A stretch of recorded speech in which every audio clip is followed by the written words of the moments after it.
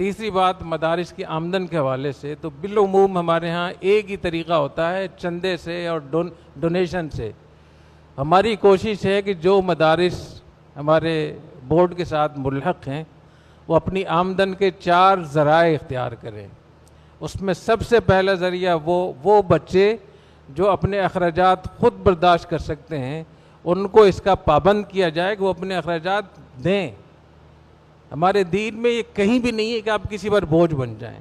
एक ही घर से 3 बच्चे, 2 बच्चे स्कूल जाते हैं, 1 बच्चा मदरसे में आता है। स्कूल जाने वाले जो बच्चे होते हैं तो माँ बाप उनके लिए इतनी मेहनत करते हैं, वैन का ख़र्चा और सालाना और माहाना और टीचर का और फर्नीचर का, पता नहीं कितने कितने खर्चे, 10, 15, 20, 25 हज़ार रुपये एक बच्चे का खर्चा लोग बर्दाश्त करते हैं। उसी घर का जब एक बच्चा मदरसे में आता है तो वो मदरसे पे आकर बोझ बन जाता है। वो ख़ुद भी ज़कात की रकम खा रहा होता है जो शरन जायज़ नहीं है उसके लिए। ये पैसा जो डोनेशन का आता है ये मुस्तहिक बच्चों के लिए आता है, आपके लिए नहीं आता। एक तालिब इल्म ने इस पर एहतजाज किया कि मुझे वजीफ़ा नहीं मिला। मौलाना अब्दुल करीम साहब ने मुझे बताया कि इनका अपना शोरूम है गाड़ियों का। तो जब इस किस्म का माहौल और कल्चर बनता है मुफ्त खोरी का, मुफ्त में रहने का, तो फिर आदमी कोई काम नहीं कर सकता, फिर हमेशा अपने आप को अपाहज और मोहताज समझता है। हज़रत शेखुल इस्लाम हज़रत मौलाना हुसैन अहमद मदनी रहमतुल्लाह अलैह ने अलीगढ़ में गालिबन 1954-55 में जो खुतबा इरशाद फरमाया था, तो उस वक्त की हुकूमत से हज़रत ने ये दरख्वास्त की कि मैं आपसे दरख्वास्त करता हूँ कि हमारे मदारिस के जो उलमा हैं, फज़लाए कराम हैं, उनके रोज़गार के लिए आप कानून बनाएं। अगर उनके पास रोज़गार नहीं होगा तो हम एक अपाहज क़यादत उम्मत को लोगों को देंगे। तो एक तो ये कि ये जो सेहतमंद हैं, ठीक ठाक हैं, खाते पीते लोग हैं, वो दूसरों पर बोझ ना बने, बल्कि कोशिश करें कि किसी एक तालिम का ख़र्चा अपने साथ बर्दाश्त कर लें। तो जब आप इस पर सर्वे करेंगे मदरसे में, हमने इसके सर्वे किया तो जामिअतुल रशीद में 40% बच्चे वो थे जो ख़ुद ज़कात उन पर वाजिब थी। उनके लिए ज़कात का पैसा इस्तेमाल करना जायज़ ही नहीं था, लेकिन वो भी बोझ बने हुए। तो अभी जामिअतुल रशीद में अल्हम्दुलिल्लाह इसका एहतमाम किया जा रहा है और जामिअतुल रशीद में माहाना 1 करोड़ रुपए फ़ीस की मद में मिलता है। तो 12 करोड़ रुपए तो फ़ीस की मद में वहाँ से दे रहे हैं और ये हमने उनको बताया तो हो रहा है। तो मैं आपसे ये दरख्वास्त करूँगा कि अपने मदारिस में इसकी छटाई करें, इसकी तहकीक करें। जो बच्चे खाते पीते हैं उनको बताएं कि आप अपना ख़र्चा ख़ुद बर्दाश्त करें। जब मदरसे पे ख़र्चा ज़्यादा बढ़ता है तो मदरसे की तालीम की क्वालिटी गिर जाती है, असातिज़ा की तनख्वाहें रह जाती हैं और फिर मोहतमिम सारी अपने काम छोड़ छाड़ के इसी मांगने में लगा हुआ होता है। दूसरी चीज़ है, मदारिस के पास इंडाउमेंट और औकाफ होने चाहिए। नबी करीम सल्लल्लाहु अलैहि वसल्लम ने सबसे पहले 7 बाग थे आपके जो आपने वक्फ फरमाए। तो हमेशा मुसलमानों की बड़ी बड़ी ज़मीनें औकाफ की होती थीं। तो बहुत सारे लोग हैं जो अपना कोई गोदाम देना चाहेंगे, ज़मीन देना चाहेंगे, बागात देना चाहेंगे कि उनका बंगला होगा। बहुत सारे लोग अपने वालिदैन के इसाले सवाब के लिए ज़मीन वक्फ करना चाहते हैं या उसका कोई एक हिस्सा वक्फ करना चाहते हैं या कोई फैक्ट्री वक्फ करना चाहते हैं, फैक्ट्री के कुछ शेयर वक्फ करना चाहते हैं, देना चाह रहे हैं।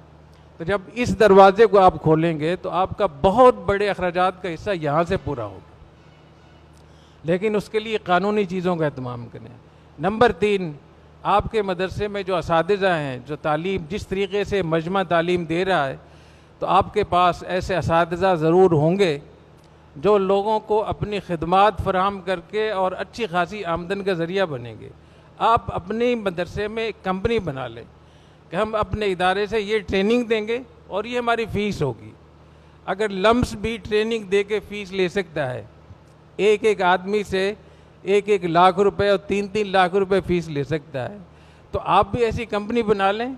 अभी मौलाना उस्मान यूसुफ साहब के जो भाई है इंजीनियर मोहम्मद असलान साहब, तो वो जामिअतुल रशीद में जो एनर्जी डिपार्टमेंट है उसको भी देखते हैं और एक कंपनी भी जामिया ने बना ली है और उस कंपनी को वो देखते हैं। तो वो तमाम चीज़ें जो जामिअतुल रशीद में है वो बड़ी बड़ी कंपनियों को वो फराहम करते हैं, तो बाकायदा उनसे पैसे लेते हैं। एक बहुत बड़ा प्रोजेक्ट उन्होंने लिया है, उसकी जो फ़ीस है वो 1 करोड़ 25 लाख। 1,25,00,000 उन्होंने उस कंपनी से वो तय किया है, उसका जो उनको जो मजदूरी मिलेगी। तो ये जो हम लोग अपाहज बन के हाथ पांव तोड़ के बैठे हुए हैं, ये किसने बताया? आप बहुत काम कर सकते हैं। खुद कुरान मजीद की तालीम अगर ऑनलाइन आप पढ़ाना शुरू कर दें, पूरी दुनिया में ऐसे लोग मौजूद हैं जो ऑनलाइन आपसे पढ़ना चाहेंगे, दर्स निज़ामी पढ़ना चाहेंगे, बड़ी बड़ी चीज़ें आपसे पढ़ना चाहेंगे। आप उनसे पैसे लें, जो आपका हक बनता है, तो आपकी आमदन के ज़राए भी होंगे। तो जो सर्विसेज और ख़दमात हैं, जो बहुत बड़ा ज़रिया होता है, उसको जब आप शुरू करेंगे तो एक तो महारत बढ़ेगी, आपका ताल्लुक़ बड़ी बड़ी जगहों से राब्ता आपका बढ़ेगा।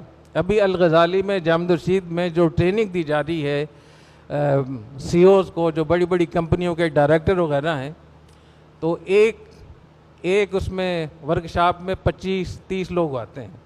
तो 25 कंपनी के डायरेक्टर, 25 बड़े बड़े कारोबारी लोग आपके पास आकर सीख रहे हैं। इन 25 लोगों को ज़कात भी देनी है ना, इनको सदका खैरात भी करना है, और आपको पैसे भी दे रहे हैं। तो इस तरीके से बहुत सारे ऐसी खिदमात हैं जो अल्लाह ने आपको उनकी सलाहियत दी है, महारत दी है, और इस माशरे को आप दे सकते हैं। इस ऐसे माशरे को जो इस वक्त में एक तबाही की तरफ जा रहा है। और जब लोग आएंगे, बहुत से लोग लम्स भी करवाता है वर्कशॉप, अल-गज़ाली भी करवाता है, लेकिन अल-गज़ाली की वर्कशॉप में डॉक्टर जावेद अब्दुल गनी साहब हैं, डॉक्टर ज़ीशान साहब हैं, डॉक्टर रऊफ़ मलिक साहब हैं, जो उससे भी बेहतर पढ़ाएंगे, साथ में अखलाकियात भी सिखाएंगे, आपके नज़रियात को भी ठीक करेंगे। तो आपका जो फ़ायदा वो डबल हो जाएगा। तो इसलिए मैं आपसे ये भी दरख्वास्त कर रहा हूँ कि अपने आप को न तन्हा समझे। ये पाकिस्तान बहुत बड़ा मुल्क है, बहुत अजीम मुल्क है। यहाँ लोग इस्लाम को पसंद करते हैं, लोग मायूस हैं, आपका इंतज़ार कर रहे हैं। तो अपने मदरसे से सर्विसेज और ख़दमात शुरू करें, ये भी आपका आमदन। और 14 ज़रिया डोनेशन और अतियात का है। तो 4 तरीक़ों से फिर मजमा में तो हमने इसका भी तय किया कि दोनों तालीमात साथ साथ होंगी। तो आप स्कूल की तालीम भी साथ शुरू करें, और स्कूल में जब आप फ़ीस लेंगे तो आपके स्कूल के मसारिफ भी निकल आएंगे, और आपके मदरसे के भी बहुत सारे मसारिफ निकल आएंगे। महल्ले के लोगों से आपका ताल्लुक़ बढ़ेगा। अब आपके मदरसे में वज़ीरिस्तान के बच्चे तो पढ़ रहे हैं, और दुनिया भर के पता नहीं कहाँ कहाँ से, लेकिन महल्ले के बच्चे नहीं पढ़ रहे। तो चिराग तले अंधेरा, तो महल्ले का भी आप पर हक़ है। तो जब आप स्कूल भी शुरू करेंगे तो इंशाअल्लाह आपके वसाइल में भी इजाफ़ा होगा, आपके प्यार और ताल्लुकात में भी इजाफ़ा होगा, आपकी हमदर्दियाँ बढ़ेंगी, महल्ले में लोग आपके साथ होंगे, आपके साथ खड़े होंगे। और अपने महल्ले में एक फ़हरिस्त भी बना लें कि हमारे महल्ले में कितनी बेवा औरतें हैं, कितने यतीम बच्चे हैं, कितने माजूर लोग हैं। आप उनको याद रखें, आप उनके लिए भी कोशिश करें, यतीमों की तालीम का, उनकी कफ़ालत का एहतमाम करें। मौलाना फयाज साहब तशरीफ़ रखते हैं, माशाअल्लाह इन्होंने यतीमों के लिए बहुत बड़ा काम शुरू किया है।